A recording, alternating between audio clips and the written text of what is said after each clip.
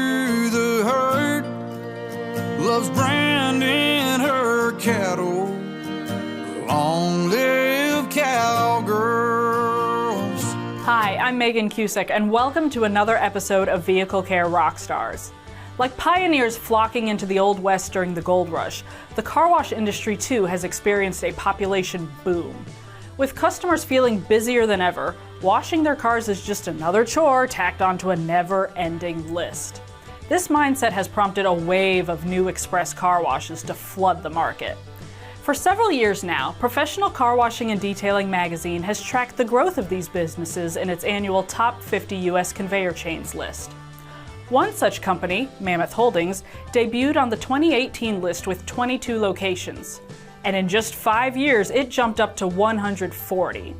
But Mammoth Holdings is made up of several different local chains, which means keeping business operations uniform is a tough task. That's where Destiny Baker, the company's head of training, learning, and development, comes in.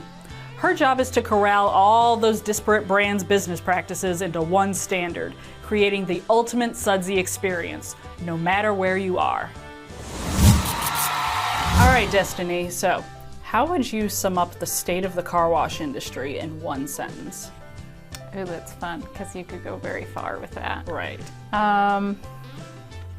I had to pick a sentence, I would say it's fastly going to keep growing with or without you. Okay. It's moving. Yes. So you can either jump on the train and move with it, or it'll leave you behind, but it's going to keep going forward. Okay, well, that's really good to hear, because I know there was definitely a fast track to growth before the pandemic. Obviously slowed a little bit in the past few years, but it seems like it's ramping up again then? Yeah, I honestly, it changed a little bit in the pandemic, but I don't necessarily think we ever slowed down outside of, that first month where everyone was like, doomsday. Right. But as soon as people realized, like, hey, we can function, we never shut down. So I can say, like, our company, we never closed the doors, because it's not the face-to-face people side of it. So we didn't have to put up walls, we didn't have to close because it was too close. You're in a car and a tunnel and somebody loads you by themselves. So what's neat is I actually don't think that slowed us down. I think it just kind of gave people ideas to recenter and then jump forward again, because it opened up avenues that we wouldn't have thought of before. So, what sort of avenues? So a lot of those positions of the work from home that we've talked, you could figure out ways that you got things done at tunnels that you used to be able to go in and just save the day. So if somebody couldn't do something, you just had a powwow group and you went in there and you just saved the day for people. Then you had to work through it over a phone or a video call. So it kind of made people stand up and be a little bit more dependent. Okay. The corporate side, you realized you could get a lot more done than from an office. Technology side, I think that changed. You had LPR coming in at the same time. So I think you see some advances with technology and screens and things that they were doing, trying to get away from really the contact that you had to have somebody in your face talking to you about it. Right. So on that note, what do you think the industry is currently doing right, and what could it be doing better? So it is growing. That's always a right and a positive. They're looking at new technologies. You can see IT come into the space a lot more than you did a few years ago. So, rents to other companies, data that's looked at way more than the mom and pops that it used to be. And, I know my store and like the numbers are fine, and now you actually have analytics behind it to support it. Right. So I really think that's gone in a positive direction, and they can see a lot more and put strategic maps down and see where should we build, where should we not. Where it is lacking, that I think it will catch up, is the training side, which hits a little home for me. Right. But you've seen marketing step into the space, you've seen IT step into the space. So I think in the future you'll really see like training stepping into the space, and more leadership things, because that's what's missing, because you can't hug it as tight as you used to. So, but you don't see those booths at the shows. You don't see that. It's kind of a different angle, and I think here in the next few years you'll probably see that shift. ICA is the first to kind of take the plunge with their lead program, but I think you'll see that shift and more come in. What are some recommendations then that you would give to other car washes about creating and implementing a training program? So if you're looking to redo something, take your time with it. A lot of people want to run fast, and that's definitely a car washing thing. We grew fast. Look at the growth from year over year. You have mom and pops that want to build, they want to run. Hey, we should do it now. And training doesn't work as that way where people think that it should. So if you want to roll something out, understand it's probably, if you think it's going to take you 6 months, add maybe 1 or 2 to that, so you're not let down or pushing expectations too fast. It's really hard to write things and to build things and to edit them and get it right. So somebody probably could do it in a month, but if you don't want to redo it, you should really just take the painful, slow step that it's going to be right, is what I would suggest. Okay, that's excellent advice. Speaking of advice for managing and training there, what advice would you offer to car wash managers about managing different generations? Because, you know, we've got Gen Z like coming into the workplace now, and they had a bit of disruption with, you know, the COVID pandemic. So what would be your advice there? So people have feelings is my best statement I will always use. Navigating those feelings can be hard for people, and now you have generations coming in that they're not used to talking to people.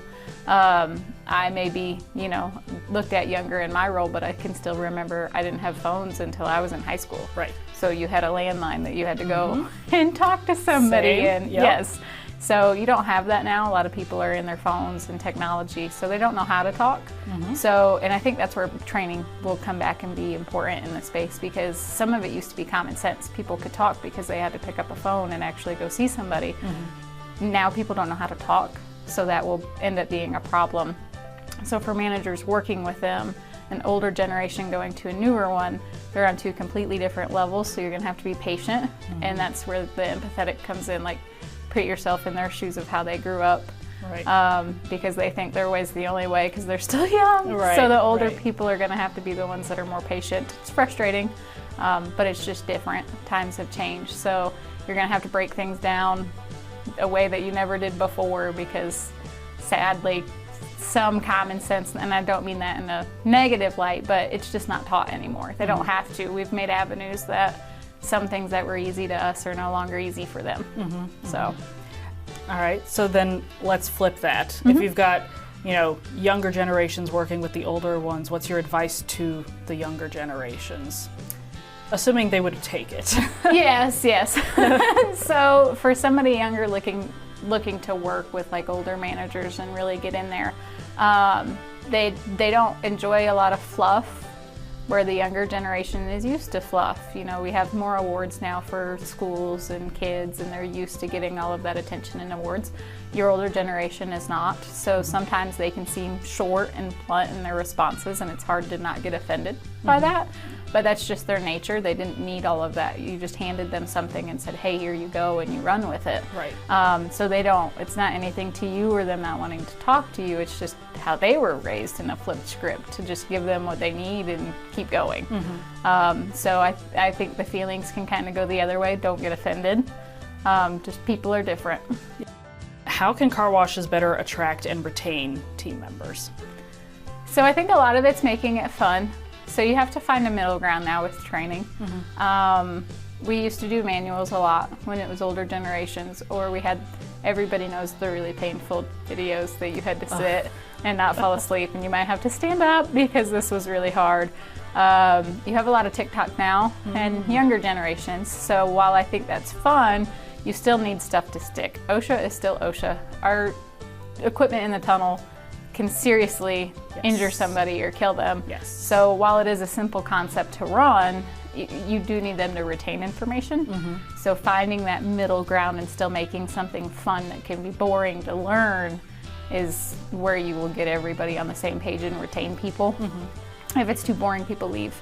COVID created a space where jobs were 2 to 1. So if they don't like something, they jump ship. So trying to make it fun but still retaining as much information as possible would be where you create an environment that people want to stay. What would be an example of, you know, finding that middle ground, creating something fun but that you can retain? So probably one of the funnest things I've done so far, now we're in the middle of readjusting all of our training. I actually had our unlimited sales manager, her name is Janae, we went through explaining the tunnel and the equipment, like what is it and where is it and what does it do. So she had a wetsuit and an umbrella, and we actually turned everything on and made her stand underneath of it. Oh my goodness. And then like she explained what it is and what it does. If we had to voice over something, we did it. The blowers were really loud and her hair was everywhere, so we voice overed that one. I can believe that, yeah. But like it was entertaining, but people could still see like, hey, where is it and what does it do? But it was still fun that when you watched it, you were giggling, and it was fun to sit there and watch it but learn at the same time. Yeah, that's a really creative one, and I can picture that in my head now, so I would love to actually see that video. Yes, we can make that happen. Awesome. Now you have been in a unique position where you were the manager of a car wash that was then acquired. What advice would you give to car wash operators who will or already find themselves in that position? So from an owner, I know some people worry they don't want to say too much. I would say give them whatever they want. Be shared full transparency, because some of those questions, you don't know what's on their mind. People's minds race in all different directions. When you tell them, hey, we're being acquired by somebody else, it's a little bit of a freak out being the person on the other end. Yeah. You don't know what this company is going to do. You don't know if they're going to keep you. You don't know what it means for your job. So I would share as much information as you possibly can to provide some comfort there. But I know an impact to myself when Finish Line was acquired. Chris Presswood he observed the room and how people reacted would be another thing that I would give as advice as you explain, watch the people in the room. So I was quiet. That is my process style. If I'm unsure, I get quiet. So if I quit talking, you're like, hey, what's going on? So he noticed that, and we walked away, and he said, what's on your mind? So he took the time and said, what are you thinking? Rather than letting me venture off in my own hole and let my mind wander to a million different possibilities of what does this mean for me, I think the personal touch in it is very important. Okay. So looking ahead, what does the future of the car wash industry look like to you? So for me, I think the future of it is going to be a lot of change. You're going to have different companies coming into the space that are not in here now. It's gotten a lot of traction. There is money in car washing that a lot of people didn't understand was there in car washing. Right. So you've had PE groups coming in now over the past 5 years that weren't there before. They've created a dynamic of acquiring, and now you've had new companies growing up from the ground, changing your top 50 list like a revolving door. Yes. So I think you're going to start getting bigger players in here. You can already see it with the Quick Trips coming in and other gas station companies looking, and you're going to have bigger companies, I believe, such as those looking at the space and trying to figure out, hey, how do we get our foot in the door? So that's where I said it's going to keep growing with or without you. Right. But I think it's going to take a turn, and I think you'll see mom and pops are really going to filter, and not even PEs now. You're going to have even bigger companies that are established. Instead of piecing it together, they're going to want their own piece of the pie. So I think that's how it's going to change. Change is difficult for everyone. The human brain is hardwired to embrace routine and reject any deviations from the norm. But Destiny not only forced herself through some big changes, she's helping the car wash industry undergo a positive evolution as well. By implementing training standards in sites new and old for Mammoth Holdings, Destiny is the vehicle care rock star setting the stage for an industry that needs to invest more in team and personal development. After all, change is going to come whether you're on board or not.